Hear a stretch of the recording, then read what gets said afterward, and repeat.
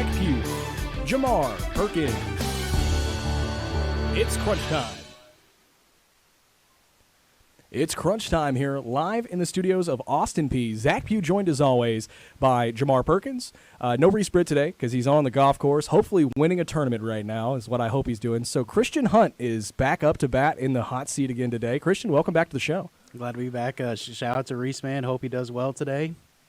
Oh, yeah, exactly. I hope he does well, too. And Reese will be hearing this eventually, so we'll definitely get jumping in. But before we get started with the show, I want to say, how was your weekend, or how was your week going so far, Jamar? Weekend good? Week going good? I'm going pretty good, just been working, Okay. I haven't been schooling. I got 2 classes right now, so I don't even worry about schoolwork until today. I hope Doc V's not listening to that. I shouldn't have said that on. Nope, you go get yourself in trouble. But it's fine. How is your weekend going? I'm kind of the same way, Jamar. I don't really do schoolwork until Wednesday. Yeah. I'm in a lighter kind of second 8 weeks school-wise, so I'm kind of glad there. But outside of that, man, just been living life. How I heard you had a birthday this past weekend. Yeah. The big 3-0, the big 3-0 over the weekend. It was an interesting weekend. Old man. Oh, I don't know about that. I got a lot of life ahead of me. I'm happy to be above 6 feet. That's the best part about it. You know what I mean?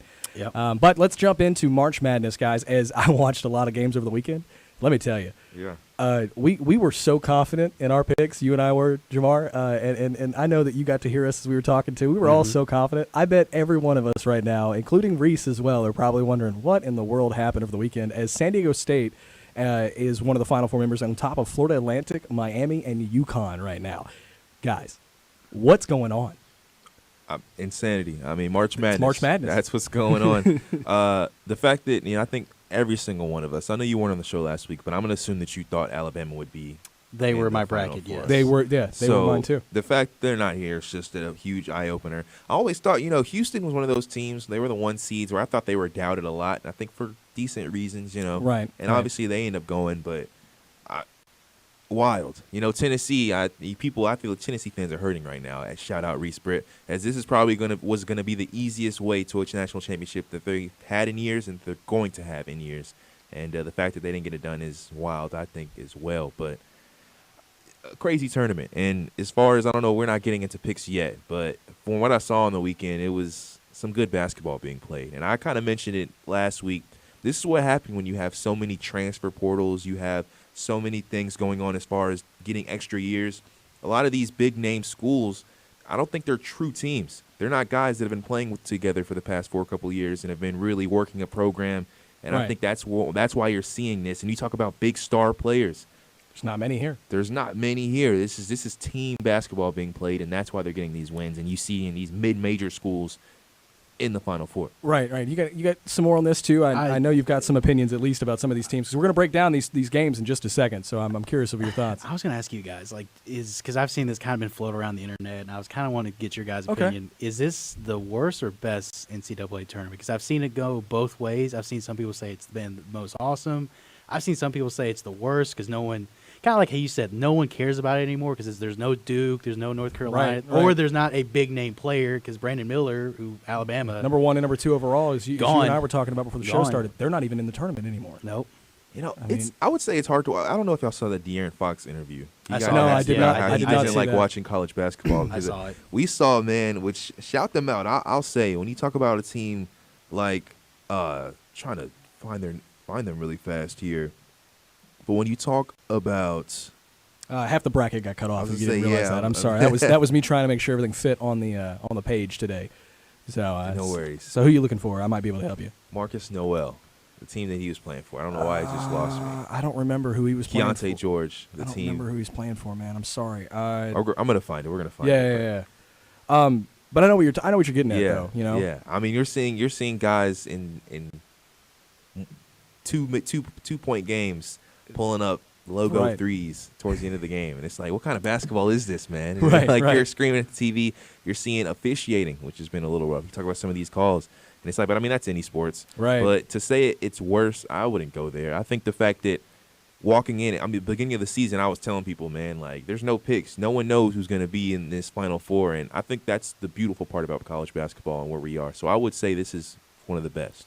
I would say it's definitely not the worst. I don't know if I would take it down as like the best of all time yet, just because I don't know who's won yet, so we don't know who's gotten there. But I will say that it is a better one to watch because you don't have Duke in, you don't have Kentucky in. The only team that's in these Final Four that's really been there that I remember being there is UConn. And UConn hasn't won since mid 2010s. Shabazz Napier and Kemba Walker. It's been a minute. Yeah. I mean, and it's not been long, but it's been long enough. I mean, in some of these teams, I don't think I've seen a win from them in forever out of these national tournaments. So I don't know. So let's break this down. San Diego State versus Florida Atlantic. I have been fighting about this all week because I had San Diego State losing in like the first round. So I have been fighting about this all week, and I really think. Well, let me go ahead and explain. Reese got San Diego State winning this game. Just to let you guys know. Reese Britt had San Diego State winning this game. I think Florida Atlantic is going to go, and I'm picking them a little bit because they beat Tennessee, and they're the lower seed, I think, out of the two teams, actually. I'm They're the lowest seed left, yeah. Yeah, I'm going to take them because they're technically the underdog now at this point because they are the lowest seed remaining. So that's my pick between those two teams. Christian, who you got, San Diego State or Florida Atlantic? I'm going to go Florida Atlantic, and I think it's interesting how you brought up how Tennessee had the easiest, and this is against you, Reese Bridge, just so you know. But they had both the easiest way to the college football playoffs, right? And then they had the easiest way to the Final Four of this bracket, and guess what? They found a way to screw that up. Louisiana, then Duke, then Florida Atlantic. Yep. That was their opponents. And they Just found let a you way know. to screw it up. Yeah. So there you go, Reese Britt. Kansas State, by the way, I just want to bring Kansas State, by the way, was that school I was looking for that I just could not. Tip my tongue. Yeah. They're cut off on the bracket. As far as That's who on I me. think in this FAU San Diego State, that's a tough one, man. I think I go to FAU. I mean, dude, they are like. There's a reason they have 30 wins on the Didn't season. Kansas State play? That's a Wasn't good Kansas point. State the team that played Kentucky? Yes. So then they're that bottom bracket. So then FAU beat Kansas State. And I mean that's another that was a powerhouse team. I mean, no, I'm not discrediting the San Diego State win over Alabama. Let's be real.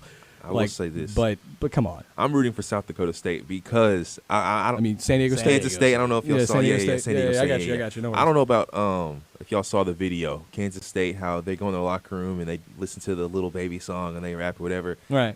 After FAU beat Kansas State, they went in the locker room and did it. And man, I don't know, man. I thought it was poor taste. I know That's dirty. It's trash talk, but man, I didn't like it. So now, all right, San Diego State. So you got San Diego State. You had FAU. I got FAU. All right. So let's go with UConn and Miami. I'm gonna go ahead and say this. After UConn put on a show, against Arkansas about rebounding and all that. I know I had Arkansas doing well. I know that Zaga was another team I thought was gonna do well, and they beat Zaga too. Mm-hmm. UConn's gonna beat Miami. UConn's gonna beat Miami. I don't know, man. At least that's my belief. That's my pick. Is- But you is- sound a little too confident. I know, and that's how I sounded with the last one. So it's really tough for me to be so confident about it. But man, after watching them play and then just literally seeing how all that went, they're dogs on the rebounding boards, and you got to stop them in rebounding. And I don't think Miami can stop them in the rebound game, personally. Miami's experience, and that's They one are. thing that in the tournament you cannot substitute for. I don't care how talented you are. Absolutely right. Their coach is very experienced. They were in the Elite Eight last year, so they've been here before. They beat a Houston team that was Mhm. picked to go by a lot of people. They beat a Texas team that was picked to make it to the Final Four as well. So I mean, I just don't see them beating UConn. Well, no one saw them being in the Final Four, but yet You're here right. they are. You're right. Here they are. You're absolutely right. It's March Madness, man. No so, doubt. So I got So UConn. fun. You've got UConn as well. I have UConn as well. Which one I want to add to? It's pretty wild the fact that UConn women's have been going all the time, And they're they- the ones they who lost- didn't make it. yeah, and they but lost to UConn Ohio. made it in the Final Four. Yeah. And that was a good game to watch too. Ohio and them played a really good game against each other. Ohio State. Yeah, you know what I mean. It's Ohio State. we don't. I You don't. gotta I put don't the say state. the That's- state. I'm You sorry. forgot the states last week. I This was know. an issue I last know. week. I know. Anyway, Oh, so I'll man. call them the Buckeyes. Is that better Yeah, for you? that's All right. better. So the Yeah. Buckeyes played a good game There you against go. UConn and the Huskies, or whatever their mascot is this week. Who you got for that game? Sorry. I'm taking Miami. Miami? I'm taking the Canes? experience. I'm taking the experienced Okay. team. I'm taking the team that's been there before. Over, like you said, UConn, right? They're kind of getting back to those glory days, the Shabazz Napier, the Kemba Walker days. But Right. I'm taking the team with experience. So Respect. Monday will be the championship game. April Fools. Reese, no, it's the 4/3. Saturday is the first game. That's going to be April Fools. But Monday is the 3rd of April. So we'll have that. But that's the championship game. Reese has got UConn and San Diego State obviously going. Then he's got UConn winning. If it's UConn and Florida Atlantic, which is who I just chose, I still think UConn's got it all. That's my personal pick right now. Although I'd like Florida Atlantic to win because of the low seed, I think UConn's going to win it all. Who you got? UConn. UConn. Who you got? I'm going to stick with FAU. All right. I like the it. case. I'm going to stick with Well, FAU. let's move into NBA standings right now. As the Western Conference has got a the Nuggets have still locked in. The Grizzlies have locked in as well. You got Kings in third, Suns in fourth, Clippers in fifth, Warriors sixth, Timberwolves seventh, Pelicans eighth, Lakers ninth, and Thunder sitting at the 10th spot right now. Two teams just outside right now. I believe the Mavericks are one of those teams waiting right now as well. And we've also got the Jazz is waiting as well. The Jazz are waiting as well. In the East, we've got the Bucks, the Celtics, the Sixers, the Cavs, the Knicks, the Nets, the Heat, the Hawks, the Raptors, and the Bulls. And we've looked into the playoff picture again. Lamar, oh my gosh, I am thinking of Lamar Jackson right now. Jamar, can you tell me what do you think right now about these playoffs? We're not too far away from this being over. To deciding the playoffs, who's getting locked in, who's not? I don't know, man. The Mavericks are pissing me off, though. The Mavericks are making you mad? They're making me mad, yes. They're making you mad? Okay. When you look at them, I want to see them in the playoffs bad. I just think Kyrie and Luka, they're just going to make the playoffs better. It would be great, right? They keep messing around with this playing situation. You look at OKC, don't get me wrong, OKC, they have some young dogs, and they're really playing very well, but I would love to see the Mavericks in the playoffs. But as a Warriors fan, I'm looking at it, and you look at the where we're sitting at right now. Right. In the Kings, it's an interesting match. I'm not sure how I feel about playing the Kings. And you talk about maybe slipping to that 7 seed, which has been a rumor. Right. No, yeah, it is a rumor. You mess around and find yourself in a playing situation, that might not be good. But I'd rather play the Grizzlies in the first round than the Kings. Well, there's definitely a better rivalry between the Grizzlies and the Warriors right now with the way it's going. So, I mean, it would be a good game to see. With doing that, you also avoid playing Denver in the second round. That would be great for you. Be great for you. I mean, the Kings and the Warriors would be interesting too, because it's like the old guard versus the new guys, right? Right. So you kind of have that dynamic going there. But Assistant coach Mike Brown too. 100%. So you've got an interesting storyline there. But I mean Grizzlies, man, they keep winning without Ja Morant. I don't know how they're doing it either. As a fan, I'm watching it and I'm like, how are we winning? 2 weeks ago, we thought the Grizzlies were going to be like destroyed. Now we're looking at it like they're back and they're better than ever. So I'm afraid for Morant to touch the court. I mean, not in a bad way, but like because they're going to win, they can win with him too. But like they've been playing so well without him, you put him on the court, but see, what's you change that dynamic. I mean, that's what happened with Luka and Kyrie. He right came now. back though, and they're winning. Yeah, I'm saying like that's the thing that's so weird about their team is they can win without him, but even when he comes back, they still end up being a great team. So like, they've been winning with Ja Morant. So I don't even think that's a worry, but it'll be something interesting to look at as far as the playoffs go. With Kyrie Irving and Luka kind of having this differential right now with playing, right? Because I mean, when Luka got hurt, Kyrie kind of ran the offense a little bit. Luka comes back. Offense isn't running the way it should. Doesn't seem like they're even on the same page. Is it, if they don't make the playoffs, this is a hypothetical question for you right now, right? If they don't make the playoffs, did the experiment fail between getting those two together? Do you call it a failure? Yes. I think and Kyrie's gone after this offseason too, I believe. Oh, yeah, he'll be going some. I think, honestly, he's going to try to work the LeBron connection again. I think that's really what we're going to see. Because, I mean, he's already sent messages to the Lakers GM after they beat the Lakers without Luka. I mean, it was like, what? Why are you doing this? So I don't know. So then my question is, Dallas misses the playoffs. Does Dallas instantly regret the trades they did at the trade deadline?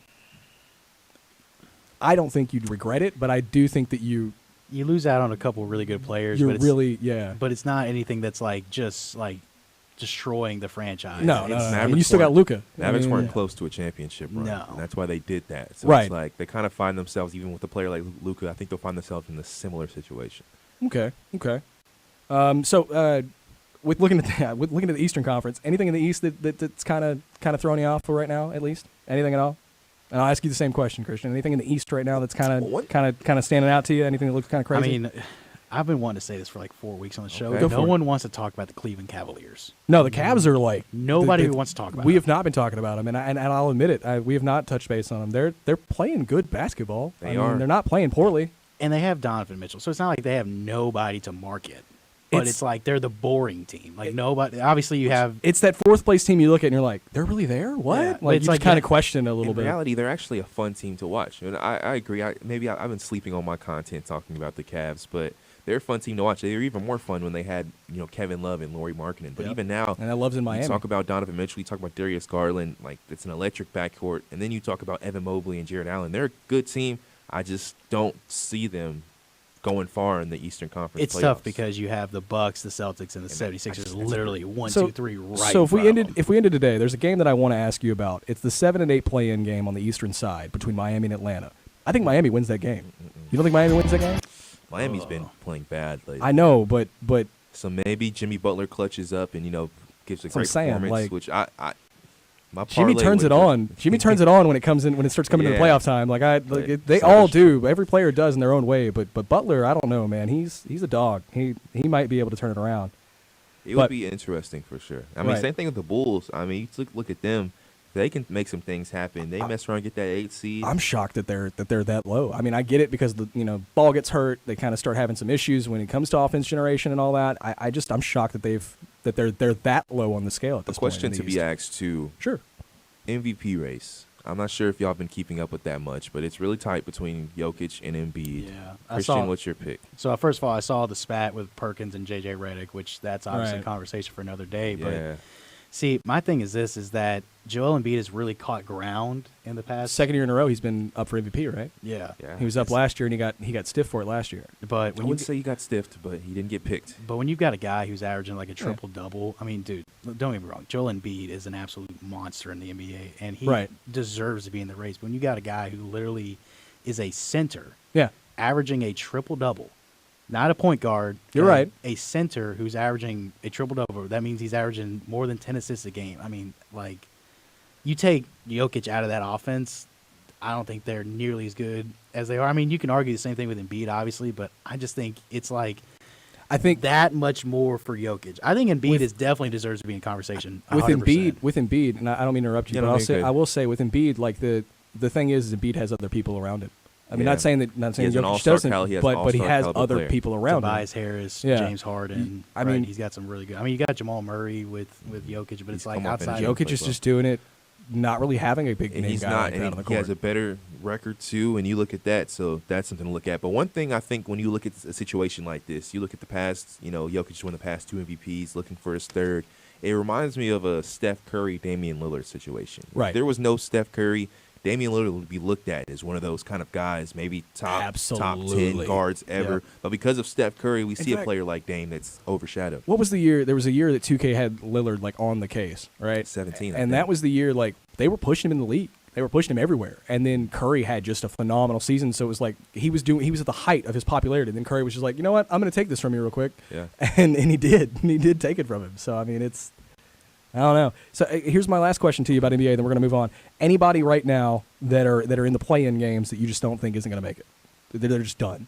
The Lakers. I know Trey. Back in the studio right now. He's got the Lakers probably not making it. The Lakers. You say the Lakers aren't making it. Do you think LA's done? You think the Lakers are done?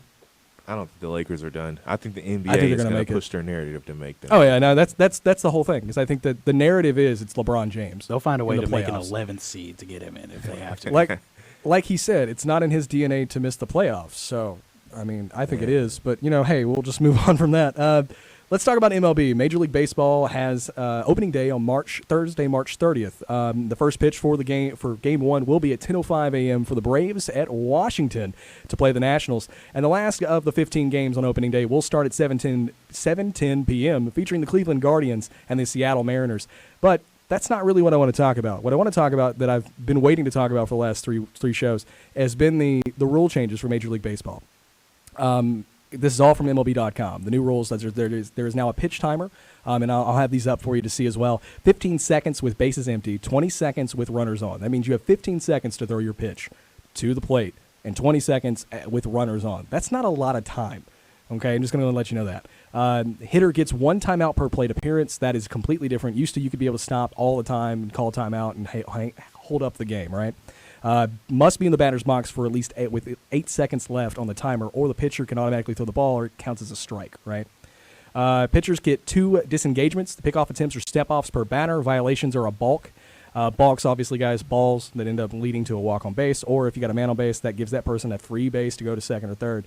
Pitch timer helped reduce game length by 25 minutes in minors in 2022. I'm glad the games are getting smaller, and that's a good thing. Major League Baseball needs shorter games, but the clock and the timer are not really helping. They've already cost, during spring training this season, they've already cost multiple teams wins. And it's going to get to a point where we're getting to probably the middle to the end part of this season, teams needing to win games to get over, and these pitch clocks are going to make some issues, I think. But my favorite rule change, shift restrictions. 2 infielders must be positioned on either side of the second base when pitch is released. All 4 infielders must have both feet within the infield when pitcher is on the rubber, and shift restrictions increased batting average or decreased strikeouts in minors while giving players more opportunity to show off their athleticism. And here's what I mean by the shift. You guys probably have seen this. Braves did it a lot. Braves do it. You see it a lot in the National League, right? Where you get guys that a third baseman will pretty much be where the shortstop's at. Shortstop and second will be at second base, where the second baseman usually plays at, or supposed to set up. And then you've got first baseman in left field, right? Yeah. It made it to where statistics would show this guy would hit all the time at one position, and you'd shift to that position, and that guy would never get on base. This makes you have to have an athlete on first, second, and third. Makes you have to make a decision. Do you rather take the guy that can hit or the guy that can field? And I think that's great. It opens up a new realm of baseball. And bigger bases. First, second, third bases increased to 15 inches square, 15 square inches to 18 square inches. Sorry. Bigger bases expected to have a positive impact on player safety. Distance reduced by 3 inches from home to first and home to third. Reduced by 4.5 from first to second and second to third. Bigger bases reduced injuries events near the bases by more than 13% in the minors. This is stuff that they did in the minor leagues last season that really worked out really well for them, and I think it's a great thing to look at. So, but we did have some Austin Peay stuff real fast, and I'll make it really quick. There was some Austin Peay news that you wanted to talk about. What was that? Some interesting stuff happened over the weekend. Kind of some social media things that happened. As far as an Austin Peay game against Liberty, the second game in the series, pitcher Peyton Jula was ejected. Peyton. As far as it was a situation where previously a Liberty player in the game had hit an absolute dinger. And then, players like to celebrate in college sport, any kind of sports. Yep. And he made a couple of, looks and gestures towards the Austin Peay dugout, and afterwards his next at-bat pitch goes towards his head, and umpire stops it and ultimately ends up ejecting the pitcher and the catcher and Coach Fanning, the head coach. And there's a viral picture going on. It made a lot of headlines as far as Barstool Sports posted it, and Tim chugging a Mountain Dew diet, Mountain Dew to be exact. And sure it's diet. Yeah, and it was funny as well, too. Yesterday, Austin Peay, they didn't lose to Murray State, but in the game, Austin Peay's volleyball team kind of had their play on it and made a even better picture as far as supporting Coach Fanning and his Mountain Dew. But the funny thing to me about all of this is that Austin Peay is sponsored by Coke. So yeah, Coca-Cola. Yeah, this might be some bad media attention. Might be a little for fine. Austin. Fine here, a fine there. You know what I mean? Yeah. All right, so let's go. We got about 8, just roughly less than 8 minutes left in the show. So let's talk about the NFL real quick. First thing I want to mention in the Lamar Jackson news, and we'll talk more about Lamar Jackson and the Baltimore Ravens in our AFC North roundup next week. But right now, Lamar Jackson news. Jackson comes out and says he requested a trade on March 2nd. They tagged him with a franchise tag on March 7th. Where's this guy going? The Colts are rumored right now to be the number 1 team to get him currently. Me as a fan, I want him to stay in Baltimore, but I'm kind of tired of talking about it at this point. I just want it to be settled because there are things that are – this is different from the Deshaun Watson situation. And I'll get more in-depth in the next week, obviously. But to me, I don't know. I don't know. I hate to say it like that. I don't know. But you think he's going to the Colts?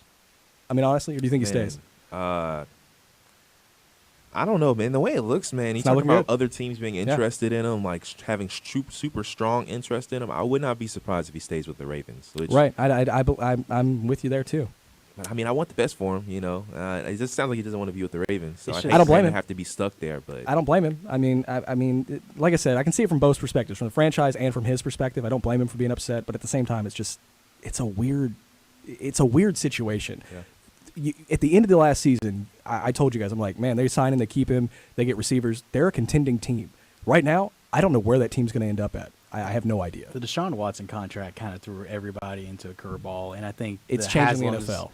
100%. I think the Haslams are probably like one of the blackballed owners right now because it's like you literally – Jerry is just killing them in the meetings right now. Because it's like, I mean, why you give a guy who hadn't played for 2 years a fully guaranteed contract and a guy who – $256 million. Who was an MVP, who is an MVP caliber player every single year. It's like, yeah, why wouldn't you want a guaranteed contract if you're him? So I'm like you. I see it from his point of view, too. But at the same time, if you're at Baltimore, you're going, man, you finished the last 2 seasons hurt. He's played 85% of his games in 5 seasons. Yep. 85%. That he's not had the same play since 2019 when he was the MVP. Nope. He's not been the same quarterback. No matter what anyone tells me, I've watched every game of the season. I've watched how he's played. He's not been the same guy. Now, did Baltimore not help him? No, they didn't help him. They gave him Greg Roman as an offensive coordinator and no wide receivers. Let's be real. Okay? But they built an offense around a guy who played pro style in college. and the guy didn't play college-styled football in college. And they made a college-styled offense in the NFL. They made it work. Yeah. That was great. Lamar is a pro-styled quarterback who can play in the NFL. No other team believed he could until he was drafted by the Ravens. Yeah. So that's another thing. And so, like I said, I'll get more into it next week, but it's a very weird predicament. I'm burned from it. I just got done talking to a bunch of Ravens fans actually yesterday about it, and it was bad. Like we had it out. But let's talk about the NFC West right now. The 49ers moved on at quarterback to Lance and Purdy and signed Darnold as well. The Rams, we're talking about the NFC West, by the way. The Rams are entering the rebuilding years, and the Seahawks welcome Bobby Wagner back. And the Cardinals are they going to finally figure it out? What is going on with the NFC West, guys? Right now, I got to say, I think, and we don't have a lot of time, but I'll tell you this. I do think that the strongest team is still the Niners. The Rams are the second best team, and then the Seahawks are the second best team, and then the Rams and the Cardinals are sharing for that last spot. I think right now. I think, honest truth, the Rams are probably worse than the Cardinals right now. Yeah, they don't have a quarterback. I mean, and maybe Matthew Stafford comes back, but They when you start have Cooper Kupp, that's it for receiver too. when you talk about spinal situations with Matthew Stafford, like you got to think about your long-term health. And listen, you got a Super Bowl. Like I have in my notes, like, hey, listen, you won the jackpot. You won it all. Now it's time to pay the price. You just got to completely blow it all up. I think obviously McVay still needs to stay. He's the right guy for the job, but it's like, hey man, you're not going to be very good for a couple years. I would ask too, Super Bowl, is it worth it? You know, Yeah. I mean, that's why they traded Goff so many first-round picks away and got all these old guys to play for such a them. low drop though. It's like, you know, you want to make a dynasty, but like to win the Super Bowl and then you're here now. And it's You almost like, New York it's Giants crazy, it. man. You know what I mean? You know what I'm talking about when the Giants Yeah. went and then like just tanked that next year after winning, and then the next year they were back. It was like that's kind of what they did. They Yeah, but- went when they weren't supposed to, then they went when they were supposed to, and then they tanked. The thing is, Jamar, is that a dynasty is so rare, especially in the NFL. I mean, You we talk got about to go 3 years, right? 3 years in a row. 3 years. I mean, the So the Chiefs. The Chiefs- Chiefs That's are a dynasty. The Patriots after that was a dynasty, right? But it's like it's so rare. It's nobody else. I mean, you're gonna see maybe one or two teams a generation become a dynasty, and that's it. So it's like, Good point. if you're the Rams, you're sitting there going, guys, you got the Chiefs. They're young and up and coming. That you got to get a Super Bowl in any time you I will say can. they did what they needed to do too, because you talk They about did. they stacked up the cards, got the kind of the super team look, and it's like if they hadn't have won, it would have been like, oh man. But they actually got the job done. So I guess when you look at it like that, kind of like the Lakers a couple years ago. You know, they put their pieces together. You know, they got LeBron, they got AD, and they won. I mean, bubble championship or not, No, you're they right. won. You're right. Sorry, I chuckle at that sometimes. 'cause Laker I- Rams comparison. I mean, hey, Hey, you know, that's actually not a bad comparison. I will tell you this. Real quick, I want to talk about the XFL. 4 weeks left in the XFL. The XFL North right now only has one undefeated team with the DC Defenders. Battlehawks are at 4-2. Seattle Sea Dragons at 4-2. Vegas Vipers at 1-5. Houston Roughnecks at 4-1. Arlington Renegades at 3-3. San Antonio Brahmas at 2-4. And Orlando Guardians have yet to win a game at 0-6. This week for the XFL games, you got Seattle at Arlington this Friday, March 31st at 7 p.m. You can watch that on Fox or FX.